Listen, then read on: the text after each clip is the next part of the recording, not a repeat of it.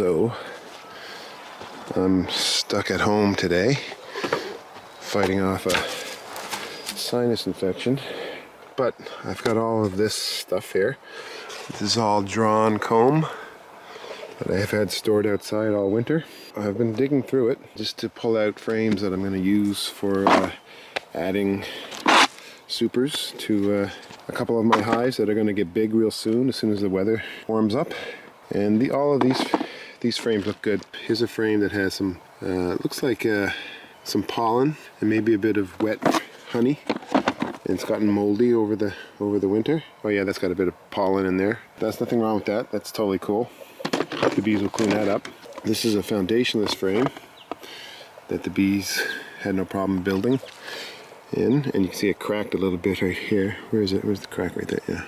Yeah, see that? You can see there's a bit of a crack in it, but again, the bees will fill that in, and you can see it's once it's full of honey, that won't be a problem.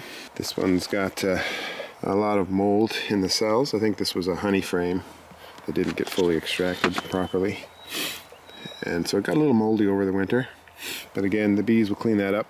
Most of these frames are going to be, yeah, they're probably going to go near the top, so they're probably just going to end up being honey supers. So they're just going to fill them up with honey. But if I wanted to make sure they had room to lay drones, I would put in some of these. This used to be drone comb. It got a little beat up though, so I'm probably not going to put that one in. It's starting to get a little dark, but it's still pretty good. So, and I think when I reach the point where the frames are completely black and brittle, these are all from honey supers, so these ones are good. Again, a little bit of that's mold, but again, they'll just clean that up. It's not a problem. So these are all good, and I can tell by the looks of these frames that they all went through a honey super, got through the honey extractor. Oh, here's a foundationless frame in the dark section. This was brewed at one point, and then they backfilled it with honey, and that's probably drone brewed. Here's a funky looking foundationless frame without any foundation at all. I will take this and stick it in probably close to the edge of the brood nest. They'll fill that in. The extra resources it takes and the time it takes them to build that, it sort of can hold back the swarming impulse. They have all this extra space there. They don't want to swarm, usually. Here's another, oof, this one's got a lot of mold in it. Oh, I see, this is almost, it's really packed with pollen. Oh, why is that like that? It must be from a dead hive. I think I had one colony last year that didn't make it, and maybe that's what it is.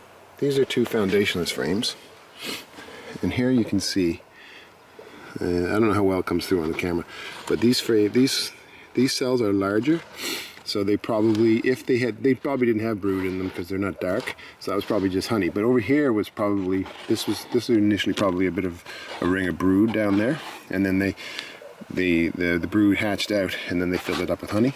They do draw out worker comb eventually in the foundationless frames. It's hard. It's hard for it to work out, to balance out, because most of my frames are still at foundation, but I'm getting rid of all of that. This is a typical frame with foundation, plastic foundation, and the cells are small.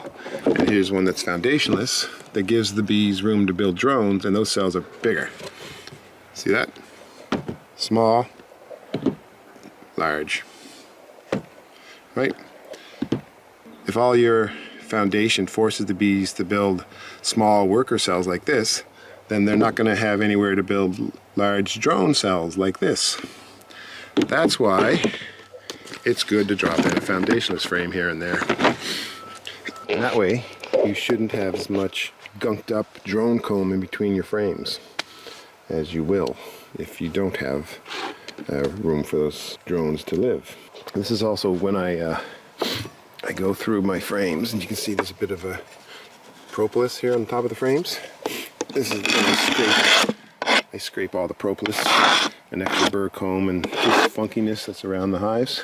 Especially around here on the sidebars, you'll see they build up propolis right there. See that? So I'll scrape all that off, just to get the spacing of the frames proper and clean. They'll make a mess of it by the end of the year, but it's nice to get all that scraped away right now. And propolis is good. It's good for the bees, but it can be a pain for the beekeeper because it basically super glues everything together. Alright, so I've got this super ready. This is from my poly hive, which appears to be filling up with bees quickly.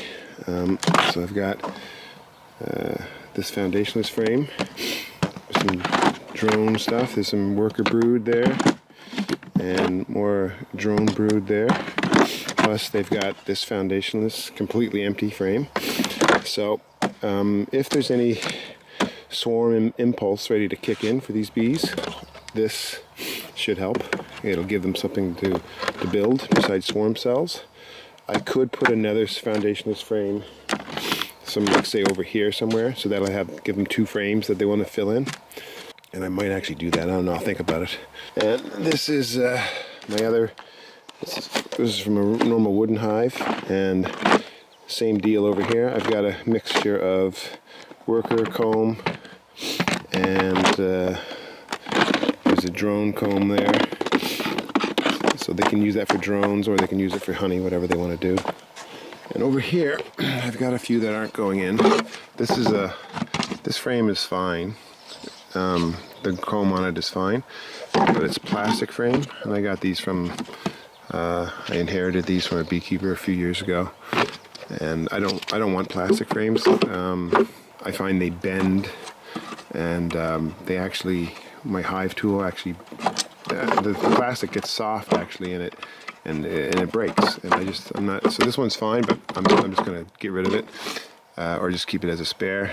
And this one, nothing wrong with that one. It's get a little bit dark, but I can tell the comb is still nice and soft. And this one is a foundationless frame. For some reason, they just didn't seal it, or attach it to the frame well. And it's funny, like even though they could. They probably won't. They'll probably still leave it open and free like that. And that could be a little bit complicated when I put it into an extractor, if I do.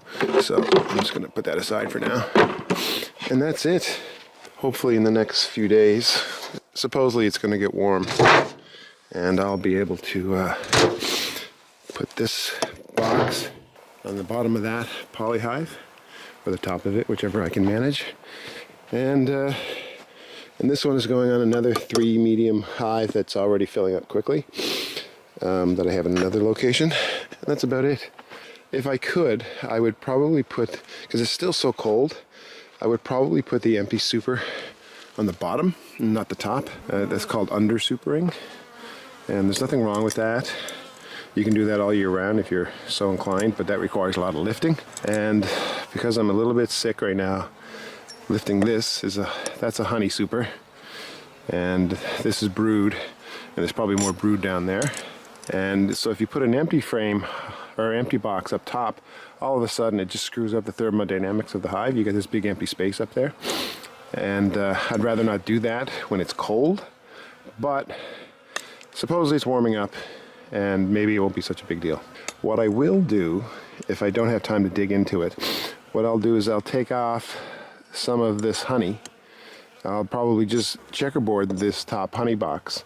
So that means taking out every other frame and putting in an empty frame of drawn comb, or just empty frames in there, and then do the same with the box that I'm adding.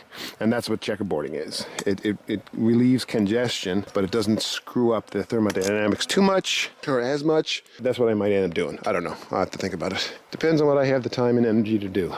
Good luck, everybody.